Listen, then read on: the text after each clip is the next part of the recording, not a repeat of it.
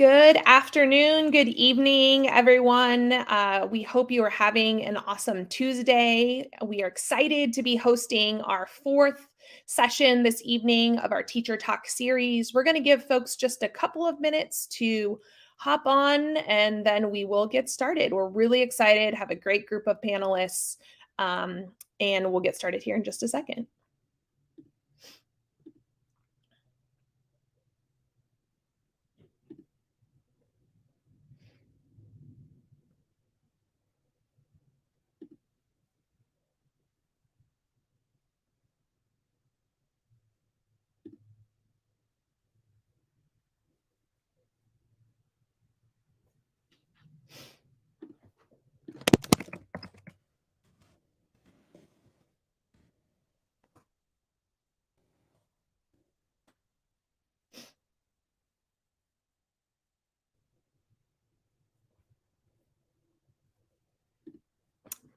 Okay, well, again, as I mentioned, welcome to our fourth Teach Indy Teacher Talk. We're very excited. This year, this season, we've been focused on really analyzing data, but not just analyzing data for data's sake, but really getting in and having great conversations with teachers who are in classrooms every single day, using the data to really impact student achievement. Today's session, we're going to be focusing on special education data and how it relates to the iLearn assessment. If you remember back in the fall, we actually did a session on iLearn. So some of this data might look a little familiar to you. So let's go ahead and get ourselves started. If this is your first time joining us, I'd love to just give you a little bit of an overview about Teach Indy. So my name is Sarah Marshall. I'm the executive director of Teach Indy. Teach Indy is an education nonprofit here in the city with a mission to recruit, develop, reward, and retain excellent educators for the city of Indianapolis. We are almost at the 1-year mark of being our own education nonprofit and very excited for this conversation and what it looks like in the future as well. I'm joined tonight by a great group of panelists, and one of them is Dr. Sherry Anderson, who I'm going to toss it over to introduce her great organization as well. Hello, everyone. It's a pleasure to be here sharing out with you this evening. My name is Sherry Anderson, and I have been in the field of special education for approximately 30 years in multiple roles, one as a public school teacher, the other as a university professor, 16 years full-time in that role. Also, I served as a special education director, and currently I'm founder and president of SPEDAX, which is a nonprofit special education organization with a mission to provide schools with affordable access to special education services, whether that be related services, mentoring of new teachers or up-and-coming directors. We offer professional development across our membership schools. Really a pleasure to be here. I'm also joined with two nice, wonderful panelists, and I will give them a chance to introduce themselves. Elise, you go first. Awesome. Hello, everyone. My name is Elise Payne, and I am really excited to be here today. I've worked in the field of special education now for about 15 years. I've been able to serve in a variety of different capacities, starting as a special education teacher. I've been able to serve as an instructional coach, a school-based administrator, and a director for a district as well. I'm super excited for my new role as a mom. So here recently I've been staying home with my daughter, but consulting on the side. And so I've been blessed to partner with Sherry and work with her through her company SPEDAX to provide supports to different school districts, professional development, and other types of services. And also work with her through her program SPEDRAL, which I think you guys will learn a little bit more about later. So thank you for having me today. All right. Hi, everyone. My name is Alyssa McIntyre. I am currently the Director of Curriculum and Instruction at Vanguard Collegiate of Indianapolis.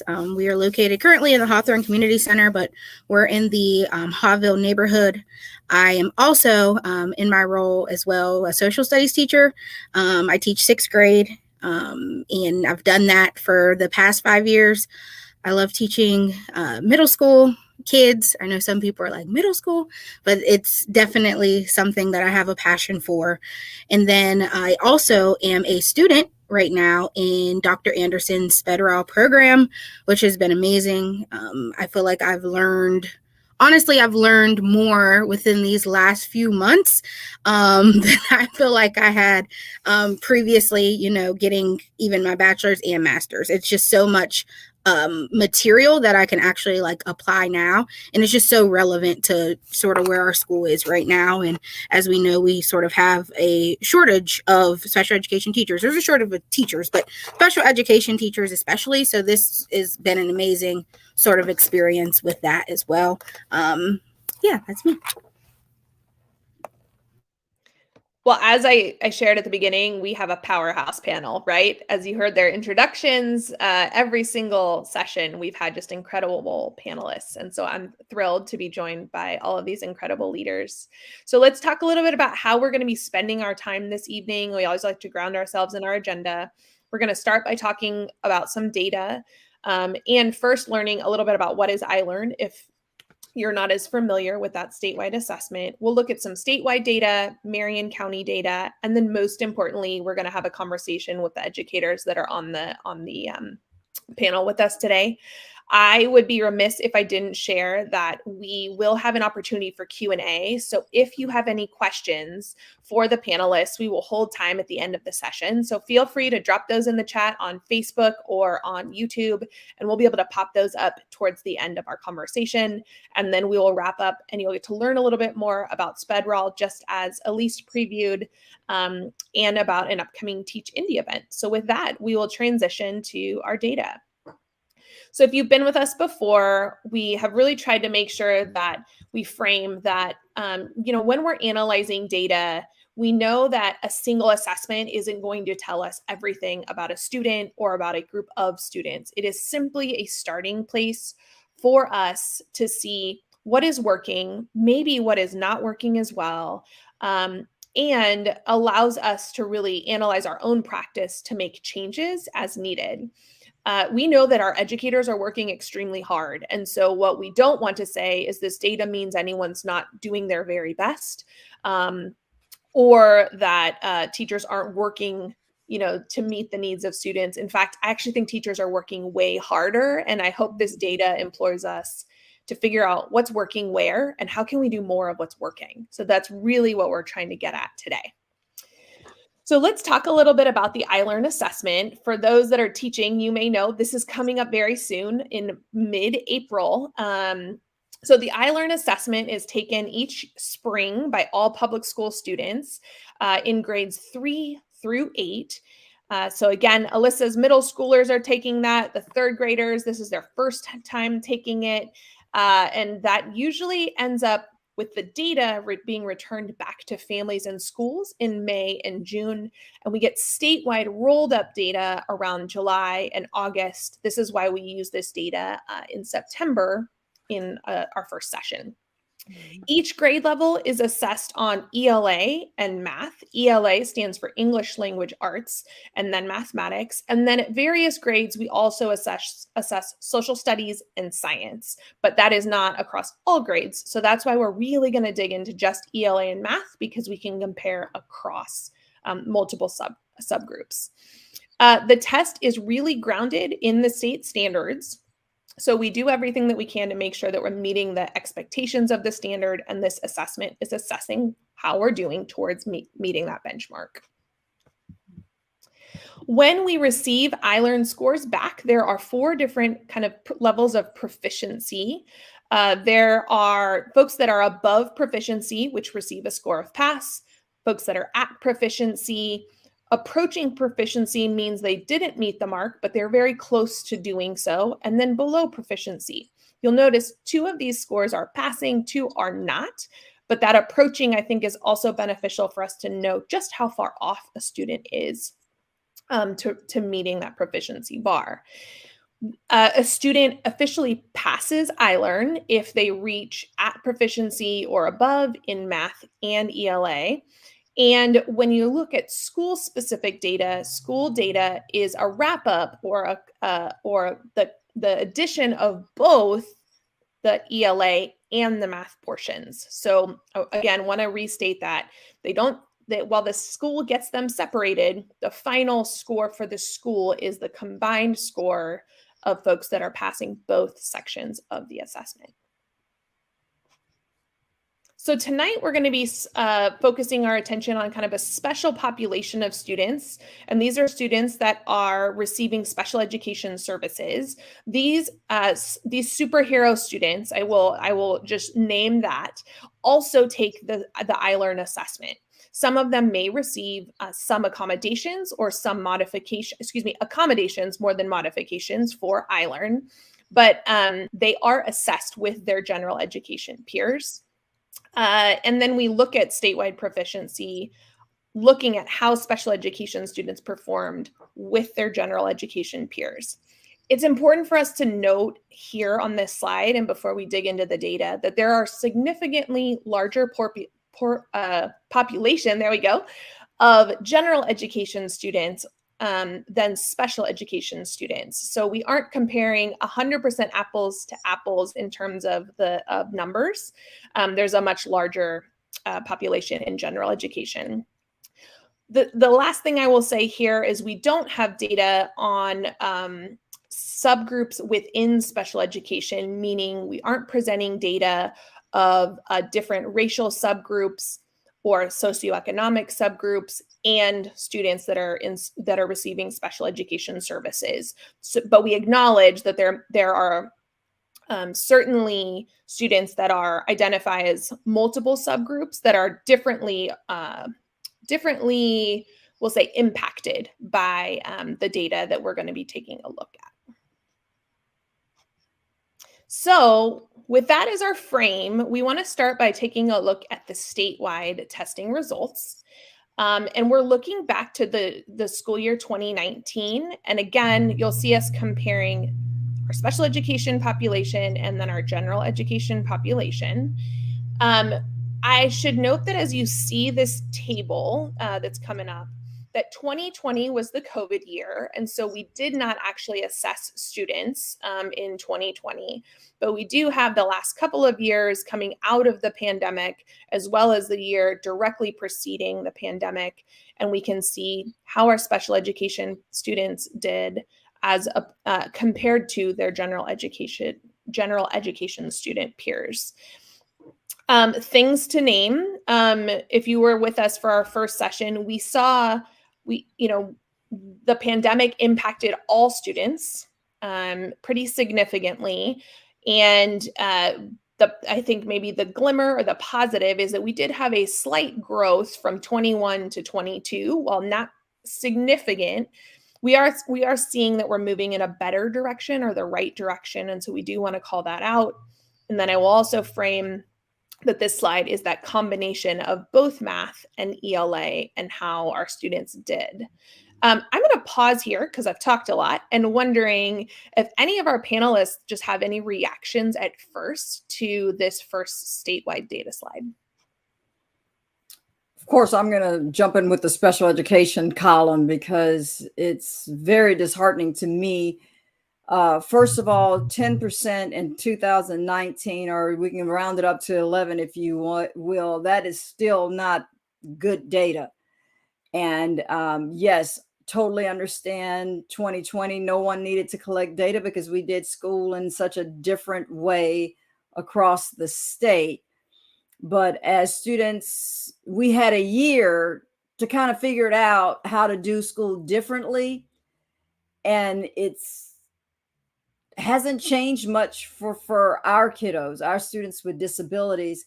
Although I do see, there is a jump from 21 to 22, at least in some single digits, if I'm reading these numbers correctly, maybe not just for the gap, but for the gen ed students. And that is not what we're seeing in the special ed column. We're just seeing just 0.6% increase. That tells us that we're not doing something right, but we already weren't doing something right. I'm gonna stop there. and let someone else talk. To build off of that, I think the thing that stands out to me is we had a challenge before COVID. And so COVID just kind of widened that challenge for us and shifted our frame in terms of we have to tackle it a different type of way. One thing that is interesting with the data is the gap actually decreased after COVID, which is interesting. And I think that kind of tells somewhat of a story. It's hard to say with data this wide exactly what that story is, but that stood out in looking at the slide. Yeah, I think Dr. Anderson and Elise make great points. The fact that the data sort of showed us that the pass rates were low prior to COVID. Something that I say a lot since COVID is that I feel like COVID was the perfect, or that whole sort of year through the pandemic was a perfect time for us to like look at the data prior and look at school differently. And I don't know, I think in some spaces we've had, and I know like there's a lot of changes that have come out of COVID. However, it was a perfect time for us to transform how we look at school. And if we don't, and I feel like we're still in that time frame where we can, but if we don't look at school differently, I feel like, as you mentioned earlier, we will see some increase because naturally, of course, we should. Now most of our students are in the building. And so, but however, I don't know if we'll see sort of that pass rate go up as much as we would like if we continue looking at school like we did in 2019 or 2020 and prior to that. Mm-hmm. Yeah, thank you so much for those reflections. And again, I'm excited for then the questions at the end where we start to ask you also, what should we do? What should we be doing and thinking differently? So we also have one additional slide here at the state level where we thought it might be helpful to just disaggregate ELA and math separately. As a reminder, we presented them previously, and in the next couple slides, they are together, but we brought this slide forward to show you that there was actually a difference in the data in math and ELA. Fascinating to me that general education actually scored a little bit higher in ELA, but then scored lower in math, where our special education students scored a little bit lower in ELA, but had a little bit of a better performance in mathematics. So something to, again, I think this is where it's important to analyze subgroup data, to take a look at both to see what can we build on from the math side to keep it going in the right direction, and what do we need to change on the ELA side. Yeah, so can I just tap in here, Sarah, and tell you that the way that those percentages are working, ELA and math for special education, looks kind of like the trend that we see across the board in our field. Typically, our kiddos struggle with reading. And as you know, reading encompasses a lot in education and in life. So you need reading to do math, you need reading to do social studies, science. So a majority of our kiddos, particularly those with specific learning disabilities who make up 50% of the special education population, will have reading goals or some type of reading difficulty expressed on their IEP. Math tends to be a strong suit for students with disabilities, even though it may not be, the best. Usually they score better in math. I'd like to defer to Ms. Payne and Ms. McIntyre if they're finding that in their data as well. Yes, I can echo that. Just in terms of what, at least at what you see on IEPs, it's typically the disability is typically in reading initially, and that's where you typically see the gap. Yeah, I can say definitely this is true for our older grades, as where reading is super important for math as you get older, where you have more complex word problems, where you have to analyze those and things like that. I think that we've definitely seen, of course, the struggle in reading more so than math.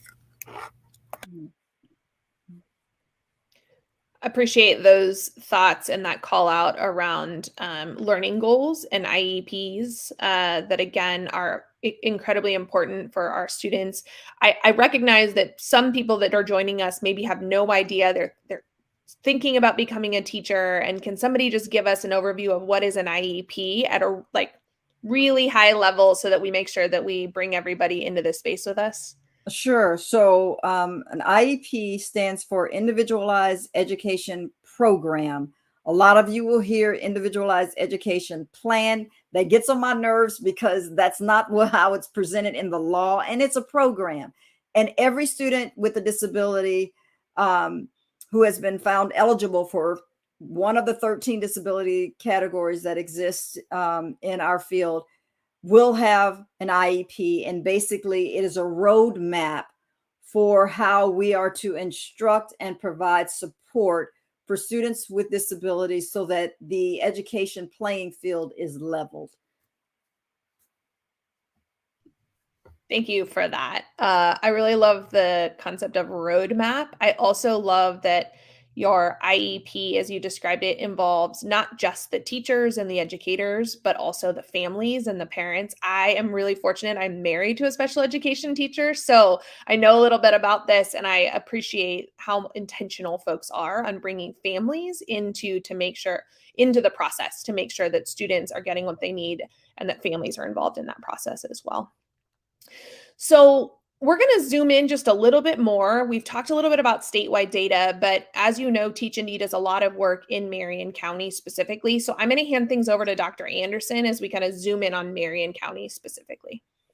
So thank you, Ms. Marshall. I appreciate the conversation has been rich thus far, and hopefully it will continue.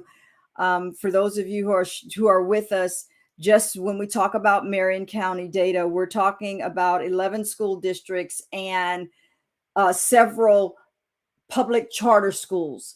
And so two things. I do want all of you to know that charter schools are public schools. And we have grouped all of those independent charter schools into one data group. So when you see the next slide, I just want you to be aware of that. So when we jump to the next slide, we're going to see Marion County data across special education and their school districts and compared to their general education peers. If you look at the data, these data on here, I have a question for the panel. As you look at this, what's jumping out at you? Something that's jumping out to me is how big the gap is between certain places and districts like Speedway and Perry and Franklin, right? I know there are, of course, a lot of like outside factors when it comes to like socioeconomic status, race, all of those different key things play a part in this data, but it also makes me question, what are they doing? What are they doing that would be so much different than what Pike is doing, what charter schools are doing, right? I don't want to go into too much on my theory on why, besides the outside factors that we, of course, need to take place. But if we're focusing on school and when it comes to curriculum and standards, I think there's definitely like a clear difference on what's sort of happening there and in districts where you see sort of those lower passing rates. Building off that, I do think it's hard not to see disaggregated data just because it's so relevant in the conversation. I do think where you see less of a gap, my wondering is around what other challenges and barriers are they having to work through or not having to work through that perhaps the other schools or districts are having to, and how does that perhaps impact or deplete some of the resources in terms of supporting all students. It also makes me wonder what's the starting point, and even thinking initially in preschool or kindergarten when kids walk through the doors for the very first time, is the starting point somewhat similar or is it drastically different? And if it is drastically different, the approach, like you were saying earlier, Ms. McIntyre, to supporting kids and schooling kids may have to look different. And so the question may not be what are they doing, because our approach might have to look different for school districts that are serving different types of kids, we might not be able to replicate the same type of supports or the same model. So the gap really stands out, but I do think it's worth better understanding what's happening in those districts where the gap is lessened. Yeah, and I think we also need to consider parceling, even though, as Ms. Marshall had presented on an earlier slide, we need to look at socioeconomic status, we need to look at race, we need to look at gender to really see how this data can inform our practice. And Dr. Anderson, I would add, just with the SPED brain, it also makes you wonder, as any type of educator, but specifically special education, like what is happening specifically in special education within the district? How are services and support structured? What does the staffing model look like? Because that's so critical, just influencing the outcomes for all students, but specifically students who are identified within your SPED population. Yep, very good point. Very good point. Can I jump in as the non-SPED educator? One thing that stands out to me is just how different students are performing across our different townships. And it's not to point the finger, as we called out earlier, but it is to say how critical it is as the role of parents and teachers to make sure that we're looking at this data and that we don't just rest on our laurels that just because where we live means that means we have great data, right? And so taking that time to analyze the data and just double checking to make sure that we're asking these questions, I think is so critical. And the last thing is, like, I always think through that the best practices for serving students in special education really are best practices for all students. And so how do we make sure that where things are going right, that we're figuring out like what's happening there? Let's go figure out that question, like Alyssa was saying about Speedway, like let's go figure it out. Let's go watch them in action and figure out what we can use as well. Right. I did have something. So keeping in, like, as was stated by Mrs. Payne, for sure, it looks different. I feel like the approach for different students, it does, right? I am in no way in a colorblind type of person where, everything works for every person. And I mean that whether it's race, whether we're talking about disability, anything. However, my question is more so, and I should have framed it differently, not necessarily how can we look at like a Speedway and a Perry to replicate, but how are they preparing their students differently than, for example, in charter schools, how then we're preparing our students. And it could look different on how we prepare our students. However, ultimately, they're all taking the same test. And so how can we keep all of these different things that we know our students go through in mind and provide different supports for them to ensure that they are able to sort of be successful and be prepared to take this standardized test. And again, it looks much different.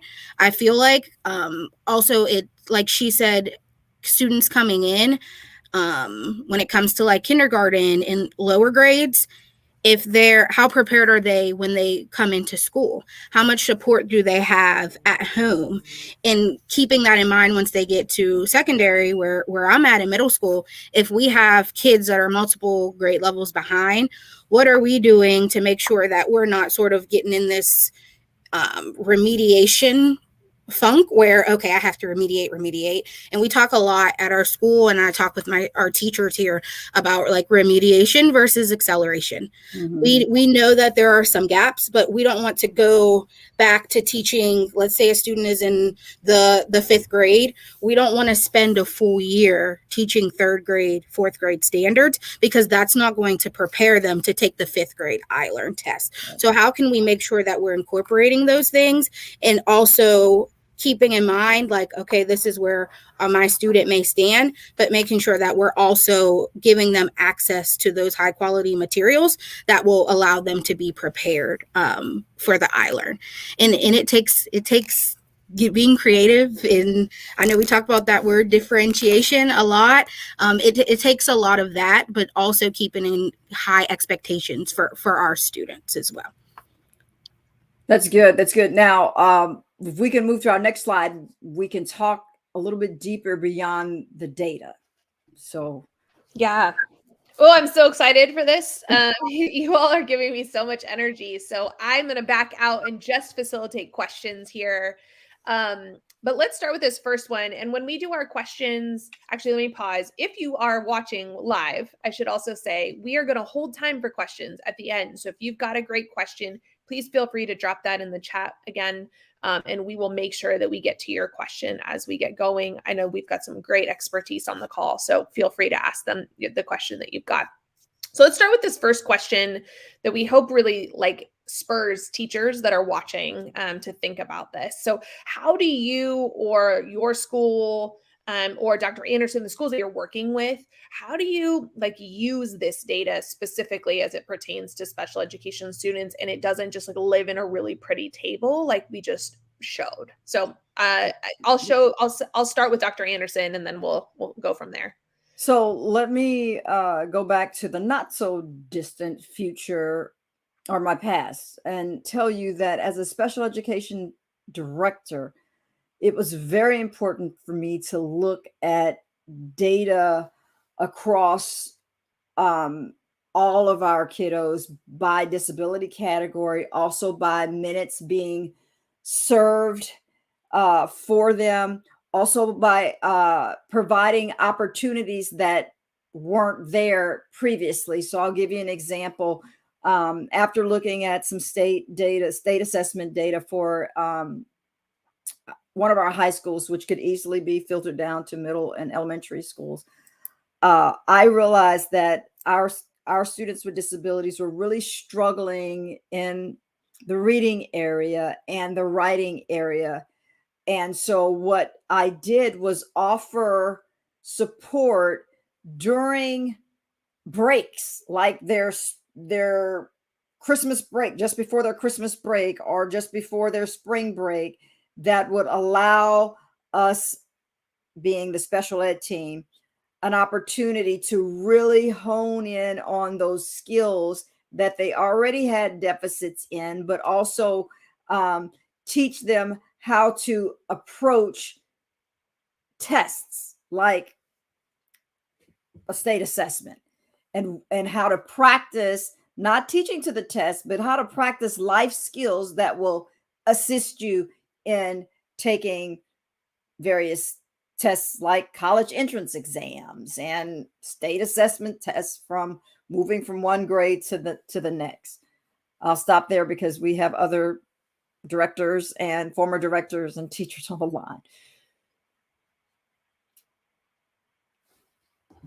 To build off of that, I think one thing that I was passionate about, specifically as like a district-wide director, anytime you look at any data for any student across your school or across your district, how do you ensure that's disaggregated to include your special education population? Because I tried not to position it to where I'm exclusively looking at special education data, but what does it look like in comparison to the performance of our overall population of students, and really trying to capture what the gap was and why with that specific data set. And so for me, it's a process of nagging to constantly ensure that you have that data, because there has to be an intentionality around it, and then supporting teachers, leaders in terms of understanding, interpreting, and analyzing that data and asking the right types of questions.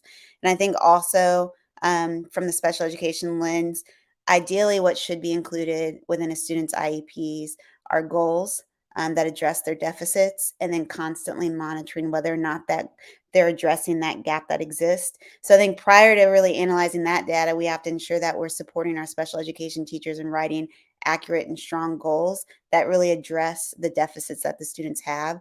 And then we have to be diligent in terms of monitoring that progress and whether or not that deficit is being addressed or not. And in a timely manner, so we don't, like Ms. McIntyre said earlier, we don't have a lot of time to address the gap. So how do we do it quickly?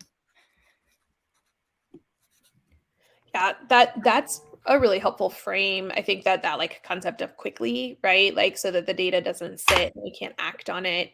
I think I'm going to move us to the second question. And in particular, Alyssa, I would love your thoughts on this as a practicing classroom teacher and one that's coaching and like working with teachers.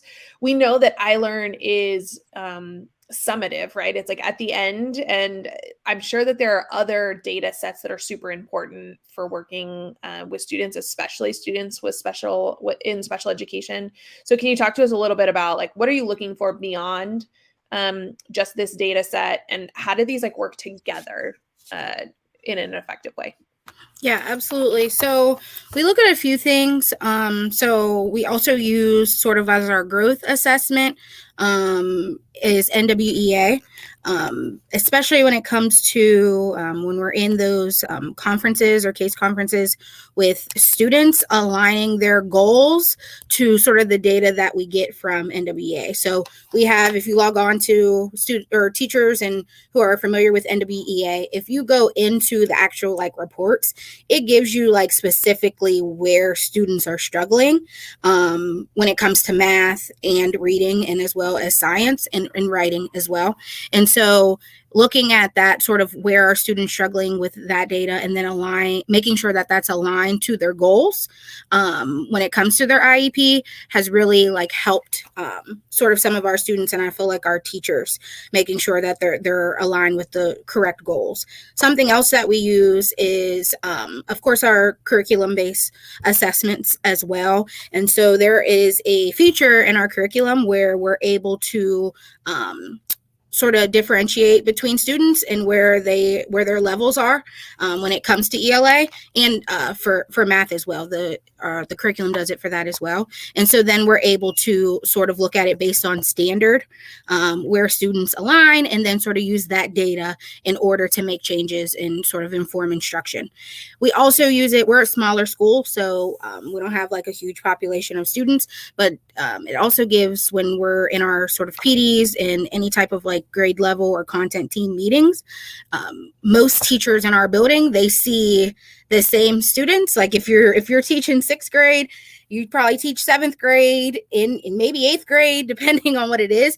And so therefore they're better able to sort of look at that data and then figure out what's the best way to attack whatever that is, or whatever that issue is the student is having based on that data.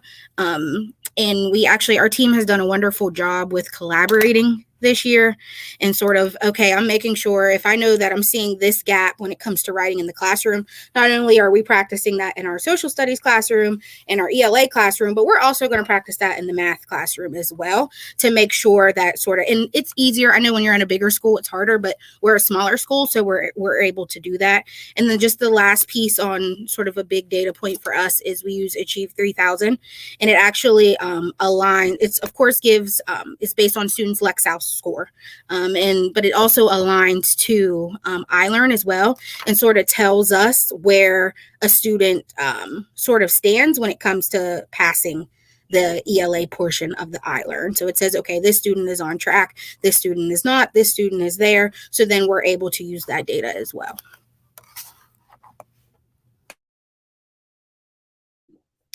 That's really helpful. I'm Elise or Dr. Anderson. Any other data sets that we didn't hear from Ms. McIntyre that you think we might want to discuss here? I do know that one of the things that was really great about the last conversation we had with like K2 was they spent a little bit of time on just like informal assessments, like asking kids to sound out words on their way to lunch, and us like making sure that we understand like that is also data, right? Instead of just these big assessments. So just want to hold space for anything else that you would say, like specifically for special education students, that you might see teachers looking for. Yeah, so one thing that I'm always passionate about, and making a connection with our general education teachers, because students with disabilities are just not special education teachers' students. They're everybody's student. And general education teachers have a seat at the table when it comes to preparing the individualized education program. They are their expertise in their various areas. So one thing that we do is we provide the general education teachers with a copy of the IEP at a glance, which is to be held in a special place, confidential, is not supposed to be shared with everyone. And we also have something that's required by law called progress monitoring on those goals that each student with the disability has.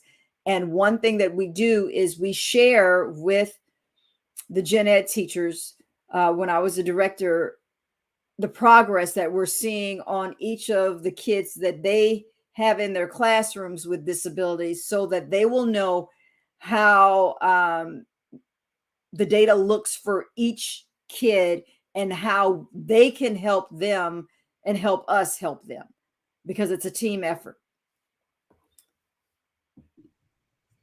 I love that you actually segued us right into that next question, which is awesome, right? Like, how do we make sure, and you said it great, like special education students are also the general education students. And Alyssa, you brought this up too, right? Like all the way from, you might teach them 6th, 7th, and 8th grade. So is there anything else specific you would call out on how to make sure that general education students and special education, or excuse me, general education teachers and special education teachers are working together to make sure that they're moving the data? Elise or Alyssa, anything to add there? You want to go? Go ahead. I'll add on after you. Okay. I would say to make sure that teachers are, one, familiar with the goals of students. That's at the forefront, like knowing what the goal is that student has, and then making sure that you're keeping that in mind in what you do in your classroom. And then also, I feel like making sure that you know the progress of that student on that goal. And so for the special education teacher, it's sort of easier to track that because you see the different data points and you're able to sort of look at sort of where the student stands on the goal. But it's also important for the general education teacher to know as well, right? And so to make sure that they're also tracking that and they're able to meet in the case conference and come in and say, my student is here with this goal. I think that we no longer need this goal, right? Because the goal is for our students to be able to master these goals and no longer have this goal, not to have this goal for a whole year or multiple years.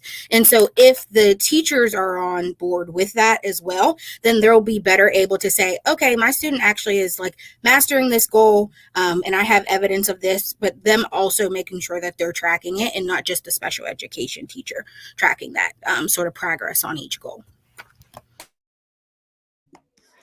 Building off of that, too, I think there just has to be intentionality around creating the space for collaboration.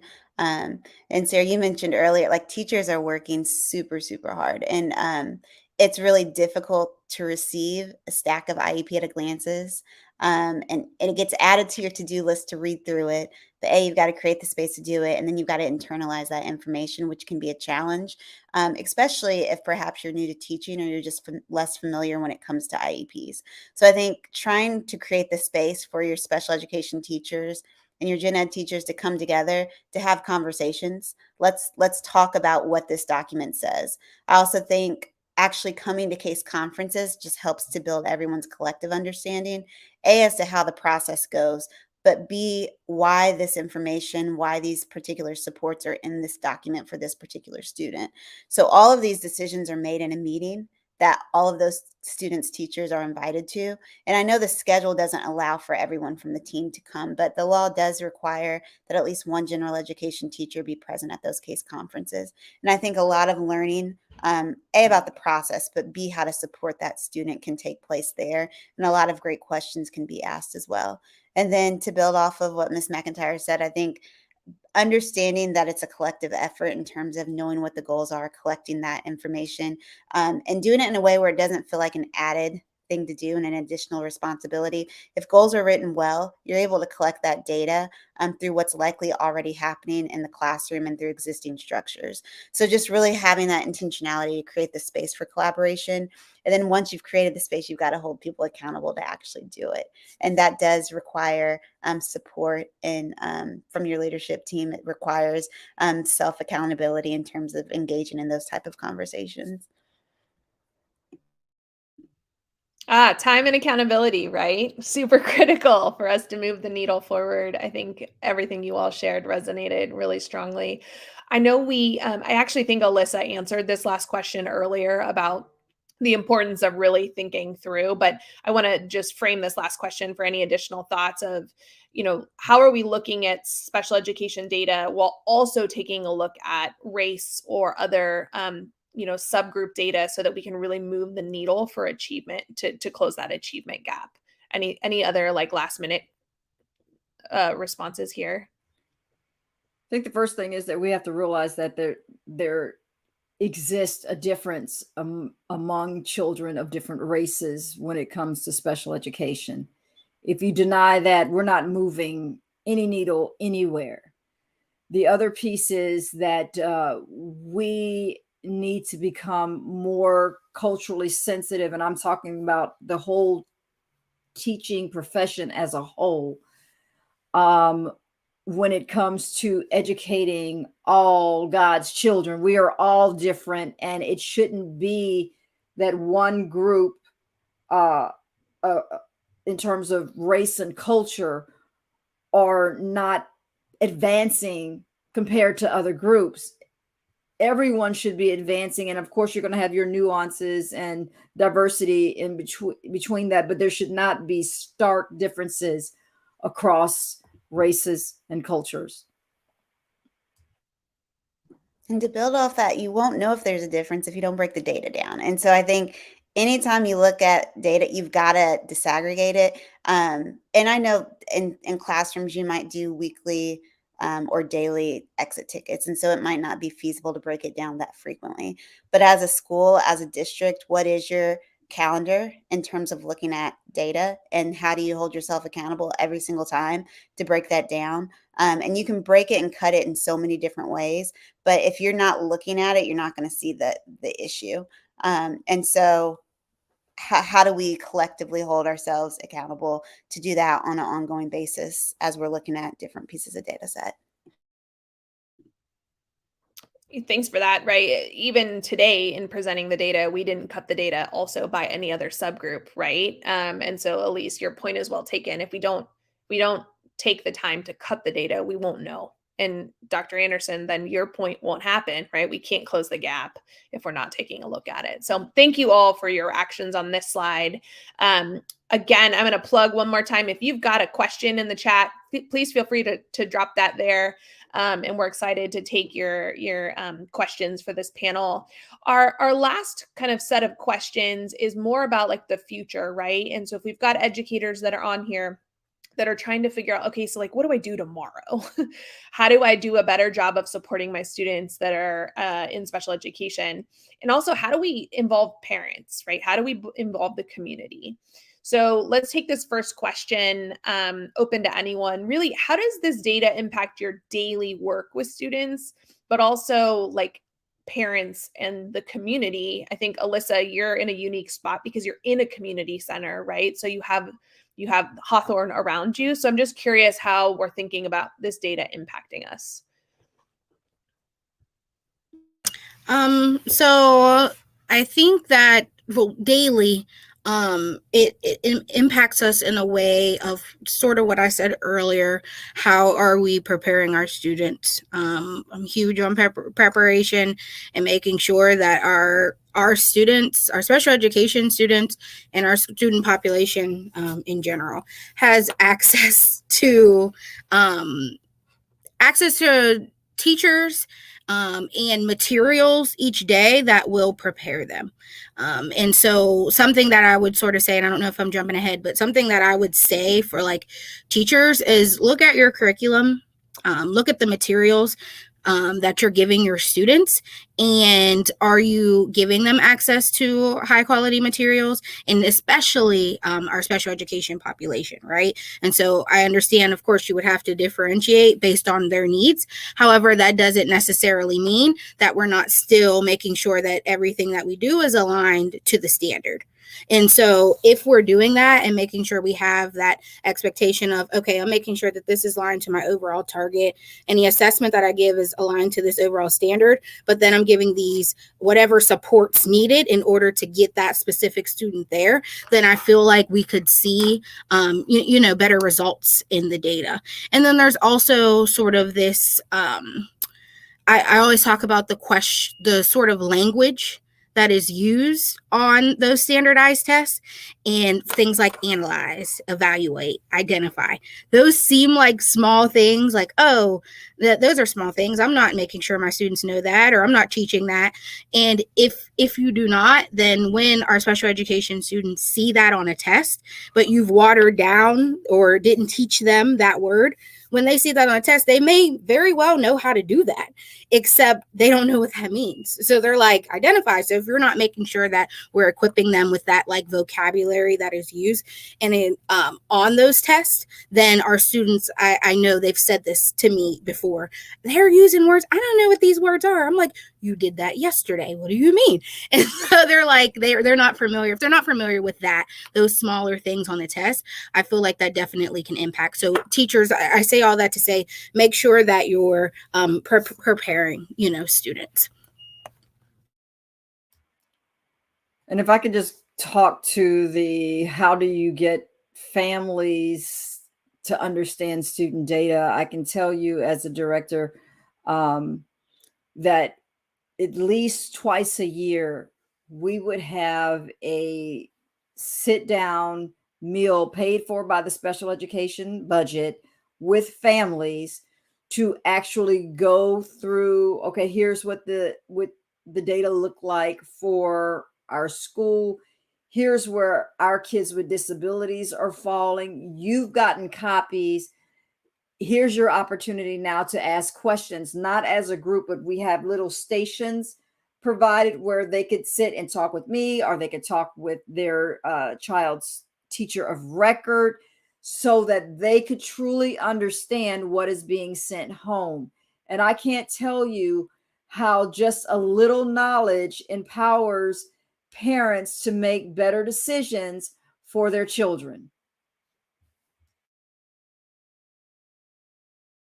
And building off that, I think also keeping in mind when we have these case conferences with families, it's a critical time for them to ensure that they understand what is all included in that document. And so using terms and using language that they're able to understand, reading their body language if it appears as though they don't understand, making sure they feel a part of that process. And I think also for specifically our general education teachers, not to add to the to-do list, but ask yourself, do I know who my students are in my classroom who have IEPs? Do I know why they have IEPs? Do I know what their goals and supports look like? And if you don't, make it a priority to find out and check. And then also just ensuring that we look at the data we looked at here today. It's not, I think we can all agree, it's not where we want it to be. And so leveraging that as your fire and your fuel every single day, because the reality is, to the question, this impacts overall outcomes for kids, and not just their performance in school, but 10 years from now, 15, 20 years from now, when they're no longer in the K-12 setting. And I think we're all familiar with what the data says. If you're struggling in reading or math, or you leave school reading at a second and third grade level. So how can you use this to motivate you every single day, although they're rough and hard days, to show up the next day re-energized and really intentional about supporting those students in our care?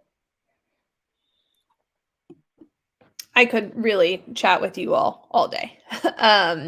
But I do want to make sure that we have an opportunity to hear a little bit more about the SPED RAL program. So I'm going to fast forward us. And I think, Elise, you helped us really well here by saying we all saw the data today.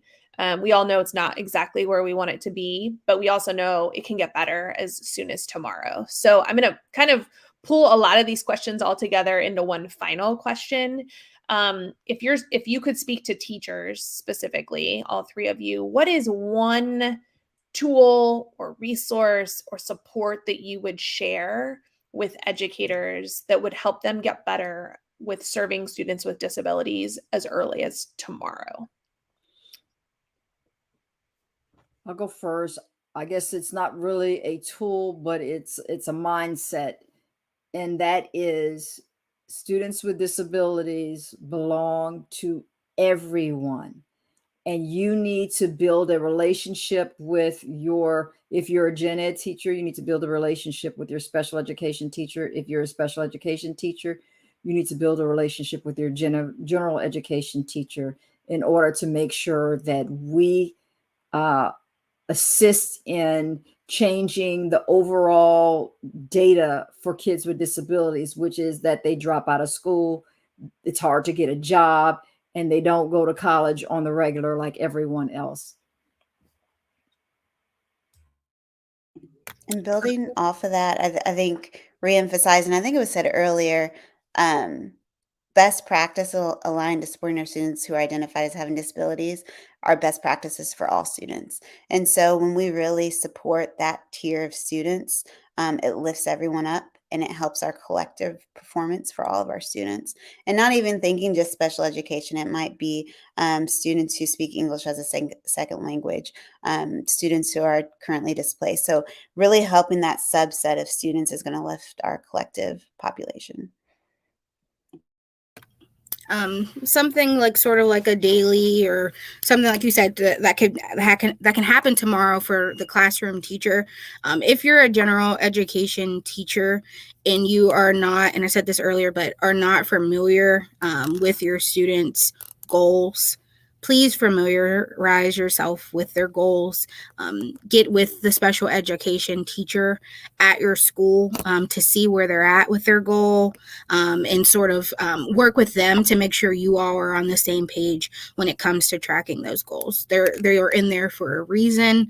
It is to make sure that our special education students are getting the best support that is needed. And so if that goal no longer aligns with them and they don't need that, then we need to know that. So make sure that you're familiarized with their goals, but also meeting with that special education teacher to track that as well.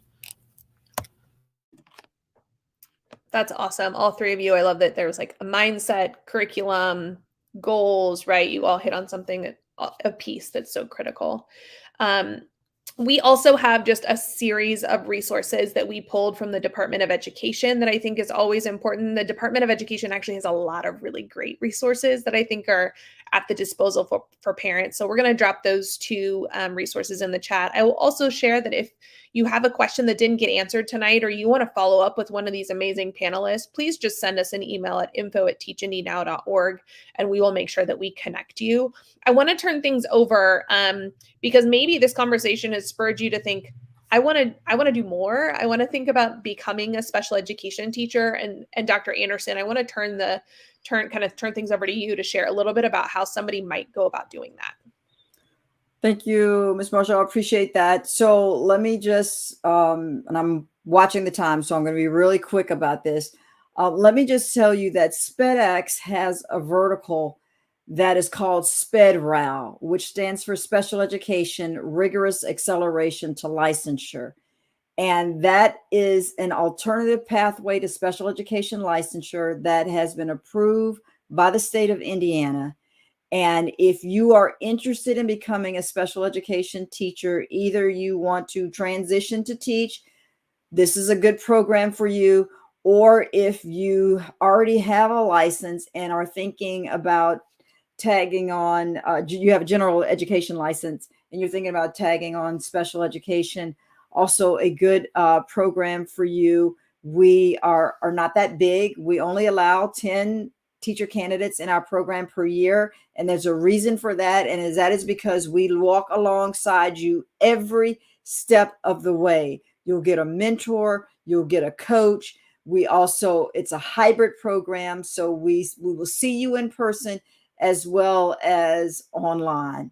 If you have any other questions, please visit spedx.org. You'll see a licensure tab there, and we can move forward. I wish some of you would talk with us. Dr. Anderson, I will add spots are filling up quick. So if you're interested, I encourage you to visit quickly. That's a great problem to have. And you can be amazing like Alyssa, who in addition to her current role is in the program. And Alyssa, I just want a huge shout out to you. I mean, you clearly brought special education experience as though you've been a special education teacher for decades. So thank you again for sharing with us. I want to just say a quick thank you so much to all three of our panelists for sharing your expertise with us. I think we all left with something that we can really be thinking about, and a mindset shift, or hey, let me go back and check on somebody's goals and make sure that they're still up to date. And how do I make sure that this curriculum is aligned, right? So I just appreciate the three of you. I would be remiss if I didn't plug one last event that Teach Indy has coming up. On Saturday, April the 8th, we are going to be hosting a virtual hiring event. So that information here is going to be on your screen. It is free to register, and we will anticipate at least 20, maybe as much as 25 schools that are going to be joining. It's a great opportunity to secure that just right job for the future for the 23-24 school year. And so we hope that we will see you then. Again, thank you to everyone who's joined all 4 of these sessions. It's been a great year of talking about data, and we will be following up to let you know what we are thinking about for next year. But again, just thank you so much for your support of Teach Indy and our Teacher Talk series, and we look forward to seeing you soon. Bye.